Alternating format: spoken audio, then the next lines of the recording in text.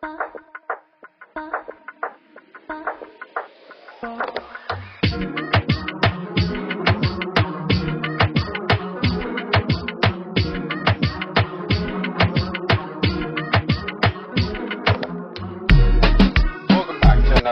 of Emotional Nightmares. On today's episode, we're going to dive into a different form of addiction. I know we've been going into substance abuse, we've been going into mental health, and on today we're going to talk a little bit about porn addiction. Something that I think a lot of people struggle with that don't talk about. On today's episode, we have a guest with us. Her name is Hannah. And she wrote the book with porn. So she's a great person to have on here to talk about this. So Hannah, if you want to kind of introduce yourself a little bit. Hi, yeah, thanks. It's really, really great to be here. So I'm a psychologist here in the UK, counsellor, therapist, and I, over the last couple of years, have really started to see an emergence in the number of people struggling with their mental health, actually, because of issues around pornography or sex addiction and that kind of thing. So I did a post-qualifying diploma in porn and sex addiction, and things really took off from there. Nice. Okay, so let me ask you this. Let me just start off with the basics. Like, what inspired you to become a therapist in a modern-day addiction? It didn't start off like that. I trained to be a therapist when I took extended maternity leave in 2002. And then I never really did anything with it. I went back and did my other job. And then it wasn't until about 4 years ago I started doing a PhD in trauma psychology, and very quickly realized that the people that were coming forward as my subjects were quite desperately in need of really good therapy. So I took it up again, and then I really began to notice that people's mental health was being affected by the client group I work with are police officers, so people in law enforcement. So we weren't really talking kind of substance misuse and that kind of thing. It was more, finding themselves spending huge amounts of time gaming or doom scrolling or looking at pornography or excessive spending. So my real interest is in what I call modern day addictions. So when we think about addictions, we always think about drugs and alcohol and those kinds of things. But actually, there are more people struggling with issues around pornography and gambling than there are heroin and crack cocaine. And it's going, I've seen an increase in it. There's going to be a huge, as a counselor. Yeah, there's going to be a huge explosion that we're just not prepared for at all, and people don't know where to get help. And the stance that I take is, you don't have to be addicted to want to be free. Don't wait until it becomes a massive problem before you get help, because so often that's the way, that's what happens, is people kind of go, I'll just wait, or I'll leave it, or I'm not even that bad. But actually it can become really controlling. You can develop a real dependency, and it's just as damaging. Do you see it more in the younger generation or the older generation? What I see is a difference of attitude from both of those kind of age demographics. So the big issue that we have is when we look at addictions historically, we think of the two main causes behind addictions are trauma and attachment issues. And that's absolutely true. But what we don't seem to see so much is that the new kid on the block is opportunity. You don't have to go downtown now to a seedy shop and buy a magazine and hide it in a bag and walk back home again. You don't have to go to a casino or a betting shop. We have in the UK betting shops. Everything is instant. We all have this stuff in our back pocket at the touch of a button. So opportunity is playing a huge part. What we're seeing in such a sexualized society now is things that somebody my age would have considered soft porn or would have been a TV commercial after 9 o'clock at night 10 years ago is now just readily available on our screens. So that is really changing the attitude to pornography. Has become so mainstream. It's not a weird thing anymore. It's not what, perverts do. It's become so normalized. No, you're absolutely right. So that is playing a huge part in it. The availability of it, the fact that a lot of content is free, and the fact that our attitudes towards gambling and pornography have changed so rapidly. And I don't know what it's like in the States, but in the UK, we have loads of gambling apps. But what they've done is they're marketed, so we have gambling apps, bingo apps for women, you know, that are marketed at women. And it says, you know, the advert will say, come and be part of the DraftKings here. So. Yeah, come and be part of the community, come and join the game. And so it's not saying, you know, come and get yourself into debt and spend hours and hours, you know, on our app. It's be part of the community and join the game. And with men, it's very much sport based. So, you know, be part of the game, that kind of thing. And obviously there are warnings at the end of these apps, you know, when the fun stops, stop, or know your limits is another one. But by the time it stops being fun, you genuinely can't stop. Well, that's the thing with addiction. Is if I knew my limit, then I wouldn't be in addiction. I wouldn't be in addiction. You know? Absolutely. So with porn addiction, can you define the difference between use, abuse, and addiction? Yeah, so I actually don't use the word addiction because it's very difficult to quantify with something that isn't a substance, whether you're an addict or not. And when I think back to when I was training, I had one client and he was looking at pornography continually. He would be sitting at red lights in traffic looking at pornography. He would be under the desk at work looking at pornography, going off into the toilets, the restrooms, and looking at pornography. So clearly he was addicted in the kind of the diagnostic sense. But then I had another chap and he hadn't looked at pornography for about 7 months. But he thought about it all the time and he had a compulsion all the time, which he was able to resist. So it was still very controlling and it was still a really big part of his life. So I think that I like to not use the word addiction because I think if you recognise that it's a problem, don't wait until you're addicted. And I think we have a tendency to wait and tell ourselves things will get better. But generally, when we look at the diagnostic criteria, abuse is where perhaps we're using something to self-regulate, to control our emotions, or to put ourselves in a particular mood state.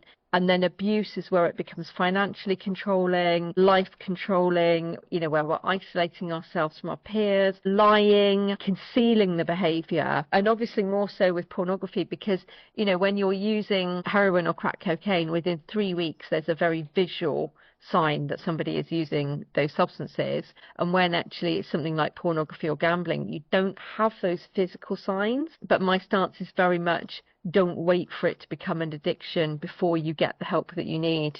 I like that. I like your way of framing that. So was it difficult? Was it difficult writing this book with such sensitive and stigma material as well too? I actually overwrote and had to cut out a huge amount from the manuscript because there was so much to write, and I didn't want it to be too academic, I didn't want it to be too sciencey, I wanted it to be that anybody could pick up and read, so it doesn't have lots and lots of, you know, psychobabble in it and, you know, big words and mumbo jumbo. I have very deliberately written it so it's easy to read, and each chapter has a QR code at the end which links it to digital resources. There are, you know, other downloadable resources. There's links to other things. So I have a free 30-day trial to Covenant Eyes that people can use if they want to, because I think those porn blocking and accountability apps are helpful. They're not the answer, and they're not going to be 100%. They're not going to work 100%.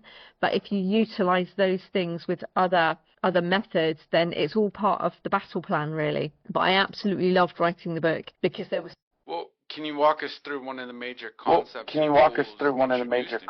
Or tools introduced in your book? Yeah. So there's not really one magic answer. There's not one thing that works. But really, the backbone of addiction is secrecy and shame, isn't it?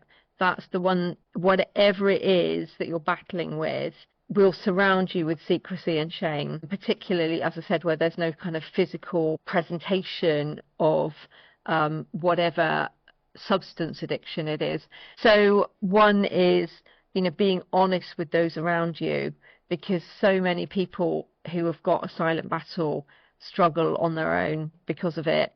So one is actually connecting with other people and talking to other people. It doesn't need to be your friends and family. It can be going to a group and having that peer support from other people, which is really important.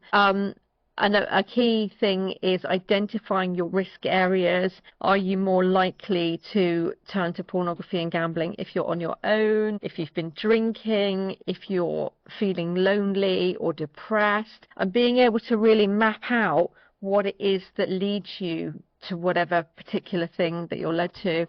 Another one is utilizing the porn. It's not that on its own won't work. But using that as a tool with other things can be very effective.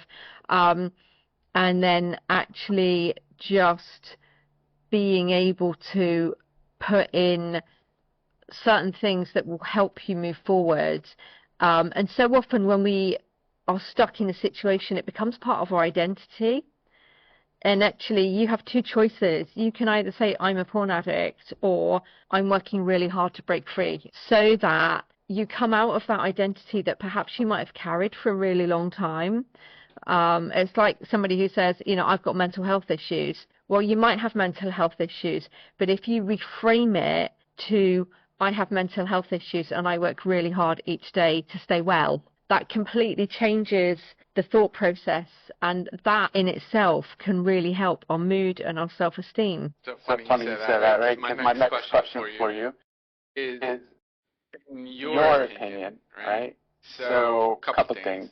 Before I ask about self-worth, because I'm going to go into that, but what are the common signs that someone might be addicted to porn? And I'm going to use the word addiction because here in the States, this is an addiction channel. Interestingly, I wrote a chapter in the book about, I spoke at a women's conference a couple of years ago, and I very, very gently touched on the area of pornography. And really what I was trying to do was open up the conversation around, women using pornography. But what actually happened throughout the day was women were coming up to me saying, how can I tell if my husband is using pornography? What are the signs? Taking your phone into the restroom, staying up at night on your own, wanting to, have access to your iPad or your phone. But equally, all of those things could mean that somebody's struggling with their mental health or if is feeling depressed. So it's, all of those things, withdrawing, isolating, spending time on your own, withdrawing into, the online world, that can be a sign of depression. So and obviously there are physical things. I had one client who used to secretly buy, boxes of tissues, I don't know what you call them in the States, but like Kleenex, and then hide them, and then hide the used tissues and that kind of thing. So there are those kinds of signs as well, but certainly from a more generic point of view, the signs that you would generally look for porn addiction could also be indicative of something else. And actually, we know about co-addiction. So somebody could have a porn addiction which they're relying on as a coping mechanism for their mental health. And you can't treat a porn addiction without looking at what's behind it. There's no point in going for therapy for a porn addiction if you're not going to address low self-esteem, depression, anxiety, and those kind of things that can very often sit behind any kind of addiction. That's my next question, right? Is how does the porn addiction impact mental health, relationships, and self-worth? Like with many kind of unwanted behaviors, tell ourselves that it will make us feel better. And we'll very often use the word I need. So I need a cigarette, I need a drink, or I need to have some kind of sexual release. And then almost immediately afterwards, the shame factor kicks in. And shame plays a huge part in mental health issues. So it's this horrible circle of we've told ourselves for so long we need this thing to make us feel better. And it does momentarily, absolutely. But what then comes after that pushes people back into the whole cycle of shame, of low self-esteem and low self-worth, and it's breaking that cycle that's really important. So no, I lost you. Right, hold on. Okay, try this. I can hear you. Your video, there you go. Perfect. Right. Excellent. It's all right. We sat very still. All of a sudden, I lost your picture, and then it just dropped out. Yeah, it's all right. We sat very still, so it should cut that out. Okay. All right. So I guess my next question for you. With repeated exposure to porn, right? How do you think how does the brain respond to that? It's all. The neuroscience is very interesting. Obviously, when people do look at pornography, it does give them an element of pleasurable feelings, whether that's sexually or mentally. And obviously, we want to do things that make us feel good, don't we? If people looked at porn, addiction exists. Yeah, if people looked at porn and it was awful, they wouldn't bother going back. But there's also that element of thrill seeking, knowing that there's more. And when I speak to people that are looking at really graphic or very violent pornography, there's always a pathway that leads to it, and it always starts with what we would term vanilla porn or boring white heterosexual porn. Everybody generally starts at that point, and then it just develops further and further. But it's really all about, you do something, it gives you a pleasurable sensation, and even though afterwards it may make you feel ashamed or embarrassed about what you've done, deleting your history and that kind of thing, we kind of only remember the pleasurable side of it rather than the negative side of it. And that helps push things forward. Like, going back to saying, I need a drink, or I need a cigarette, or telling ourselves we need this thing, even though we know it can have really kind of detrimental psychological effects afterwards. Well, why do you think that people underestimate the seriousness of porn addiction? A really big one is people saying, the two things that I hear the most are, I'm not hurting anyone, and I'm not hurting anyone, and what the other one is, I'm not hurting anyone, and I can stop when I want. Same way with drug addiction. Actually, I hear that all the time. Yeah, when people say I'm not hurting anyone, I'll say, well, go and tell your wife then, go and tell your friends. If you're not hurting anyone, why is it a big secret? But actually, it does have a massive ramification on marriages and relationships and families and children. But there is still that element of people, we can all justify our behavior, can't we? We can always find a reason for it and an excuse to do it. And I'm not hurting anyone is really up there with them in terms of kind of pornography use. Well, that was going to be my next question, right? Is how does the porn addiction really affect the romantic and sexual relationships?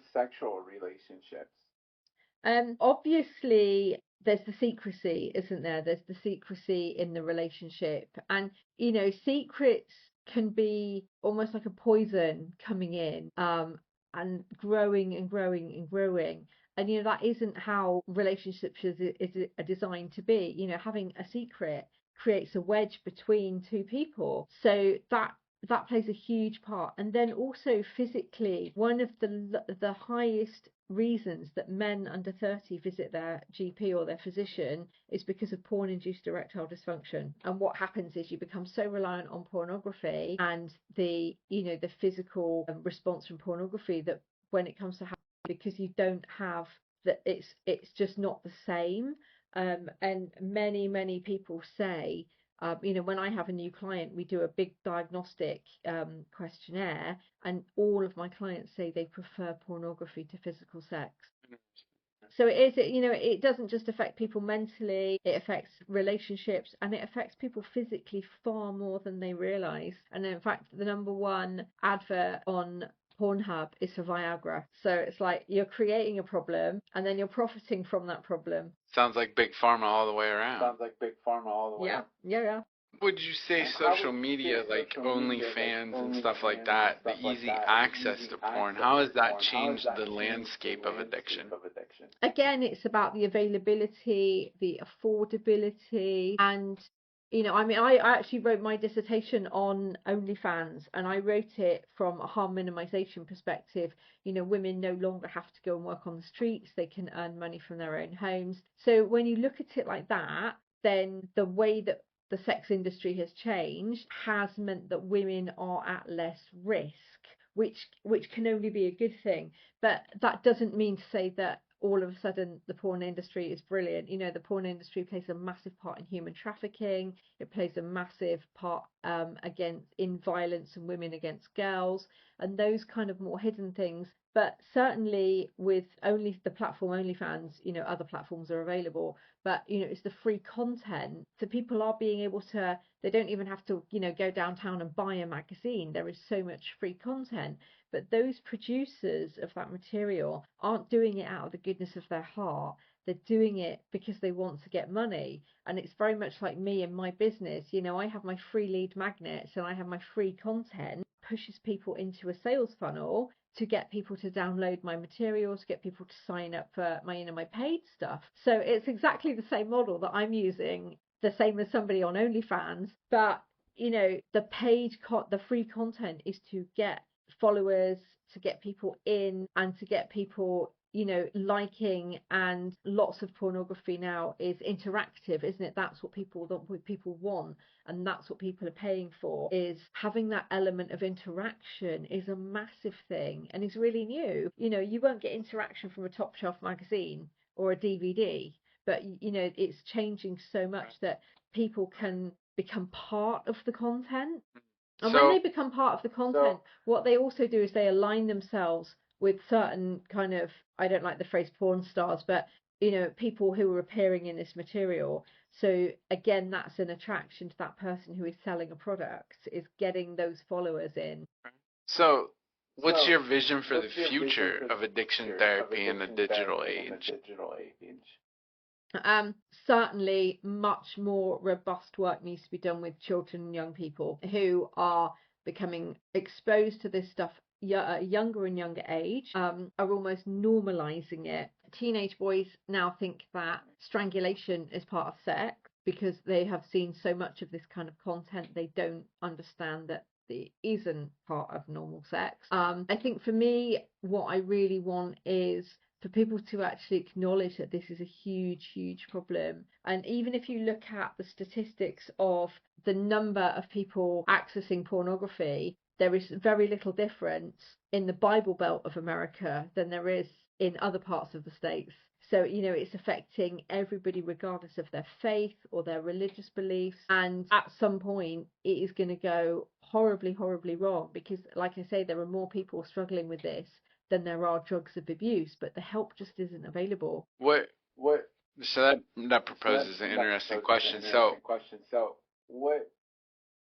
what role do you think that the parents should play in educating about pornography? And in a sense, too, even the digital content, since it's so easily available.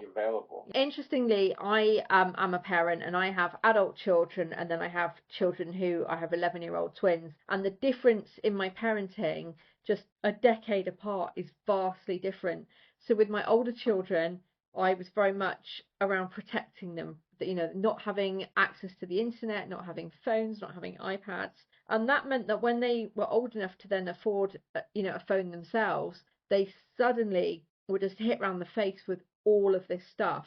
And I hadn't prepared them for it. So now with my younger children, I talk to them really, really openly about this kind of stuff, which sounds very weird. But if I don't talk to them about, you know, pornography, gambling, you know, suicide and those kinds of things, they're not going to be as prepared as they need to be when they go into the wide world. And, you know, as a parent, we have to remember this. It's not the job of the government. It's our job to educate. It's not the job of the schools. It's our job to educate and prepare our children. And also telling them that something is wrong, what's the first thing they're going to do? You know, if you tell them don't do this, don't do that, they are going to go and do it. So it is really about talking to them about how it can affect them rather than telling them it's bad, don't do it. So let's go into gambling for a second here. So what are the early warning signs that someone might be developing a gambling addiction? With things like those gambling and the gaming apps, it's quite an incremental thing. You know, all of a sudden you don't lose $5,000. You know, you'll lose, you know, I don't know, $3 or something like that. You know, you get free spins. So again, those apps are getting people hooked in by saying, you know, you get 10 free spins.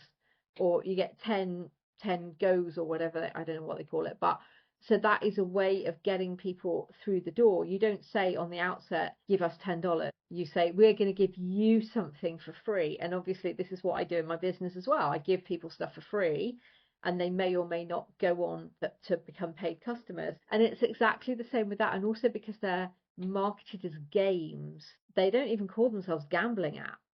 In the small print at the bottom it will say gambling. Game apps. Yeah, gaming, community, and those kind of words, which are actually really misleading. But like I said, with those kind of things, the depth, it's a very slow incremental journey of a little bit of money here and a little bit of money there. It's not all of a sudden, losing your house and your life savings, but that can happen very quickly. And it is a problem for a lot of people. Because again, it's that adrenaline boost, it's the dopamine. And these apps are so cleverly designed by psychologists who look at the color, the color schemes and the branding and the music that's played.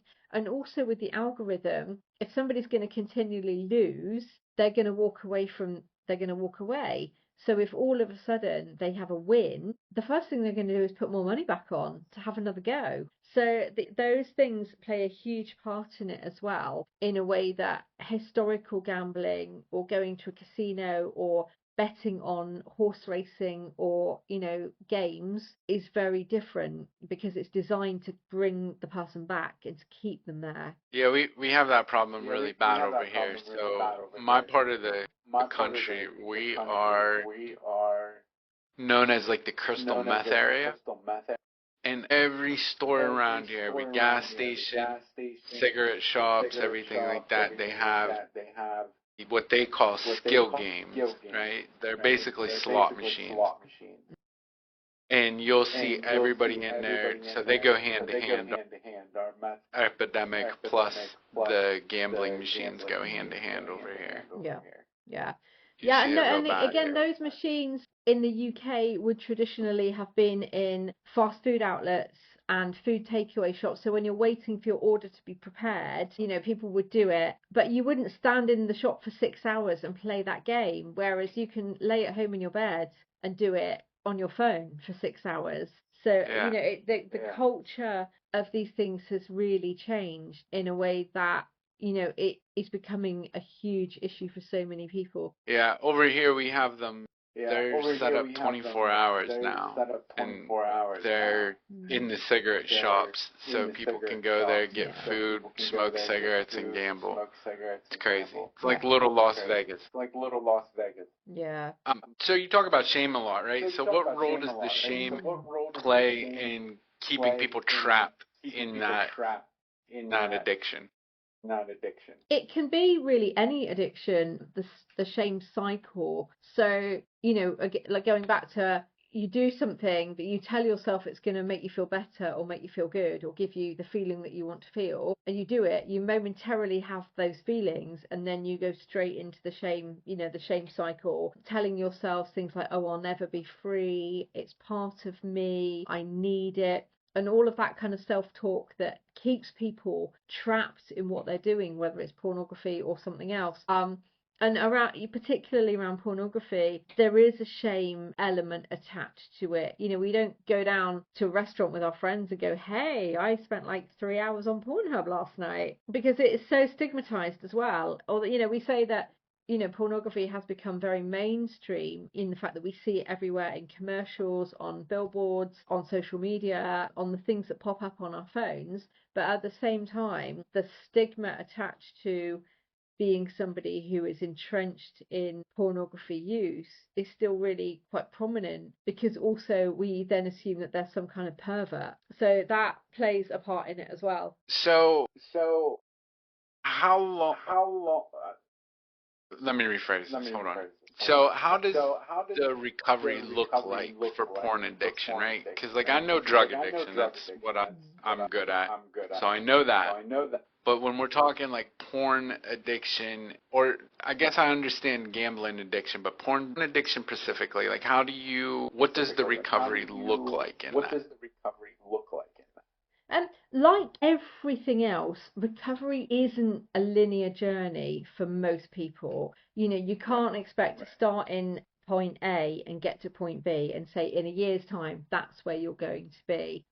There are people that white knuckle it, that can go for really long, commendable periods without using pornography. But if the work behind the scenes hasn't been done, and if the reasons why they're graduating towards whatever it is they're graduating towards hasn't been addressed, then they are inevitably going to go back to it at some point, when things get difficult or when their level of stress kicks in. So it isn't a linear journey. And generally what I say to people, my clients in particular, is don't measure your periods of sobriety as a measure of success, because what that does is that puts additional pressure on you. And it means that if you lapse or relapse, so a lapse, I would say a lapse is a short lapse in progress. So somebody that has maybe one or two slip-ups has then got two choices. They can either get straight back on the wagon and start again, or they can use that as an excuse to say, oh, well, I can't do it, I've tried. And we hear that so often, addiction, I've tried. But I know people that have been to rehab 13 times and are now, completely free of drugs, which is amazing, but it took 13 attempts.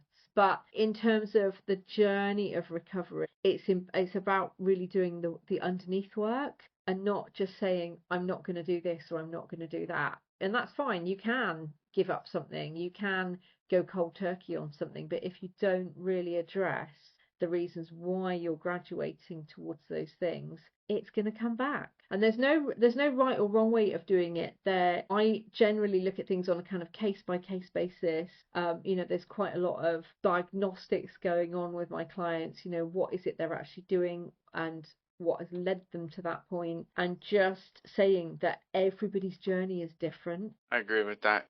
So somebody listening right now, and maybe they're questioning whether or not they have a porn addiction. They're kind of in the air with it. What's the first steps they should take? Really, the first thing is just reaching out to other people, whether it is somebody that you know or somebody that you're close to, or whether or not you feel that you will still want to be anonymous and perhaps go to, a sex addicts group or a porn addiction support group. Peer support is really helpful because you don't have to explain yourself. When you walk through the door of a group like that, everyone gets it. Nobody's going to think you're a weirdo. Nobody's going to think you're a pervert. And that can be really beneficial, the fact that it takes that stigma away. Everybody's there for the same reason. And that can be really, really helpful. So reaching out to other people, even joining online communities, can be really helpful. And it may be that you can't tell your spouse or the people that are closest to you at this point, but in order to move forward, you have to lift that veil of secrecy at some point. I agree with that too. So all right, your book comes out in August. Yeah. So it'll be out by the time that this airs. Yeah. These are going to air in October. Porn. You don't have to in August.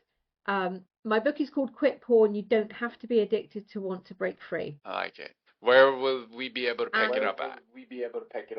So it will be on Amazon and my website, which is www.quit. We'll link those in the description. Brilliant. Thank you very much. And so the idea with the book is that it's written for anybody who recognizes that they've got a problem in this area.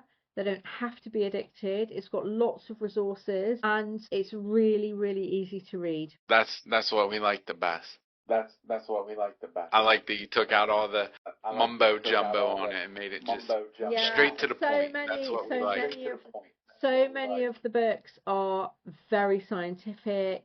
A lot of it, my book has a huge chapter on neurology and brain science, but I haven't used any big words. I've made it very accessible to people because there's no point in writing something with loads of big words that other people can't understand. I'll keep that for my academic literature. Anything else that you want to add, that you want to throw in the mix that we forgot to talk about? I think my big message to people is don't wait for it to completely consume you before you get the help that you need. Well, I appreciate you coming on the show. Thank you. It's been great to be here. It's been a pleasure to have you. You are my first person to come on to talk about this addiction to porn and gambling, and it's something that I think we need to start a dialogue. We need to start talking more about it. Yeah, absolutely. And there just isn't the help available to people that they need, given the numbers of people that are struggling in these areas. I agree with that. We see it a lot in our world just because it goes hand in hand with drug addiction. Yeah. Yeah. You know, co-addictions are a really big thing, aren't they? Yeah, they really are. They really are. All right, guys. So I appreciate you guys for coming on. I appreciate you for coming on. I appreciate you guys for listening. You guys could have been anywhere in the world today, but you sat here and chose to be with us for this 45 minutes. So we appreciate that. Check the links in the description. Make sure you pick up the book. I know I'm going to pick it up as soon as it comes out. I'm going to read it. So again, thank you for coming on, and you guys have a good day. Brilliant.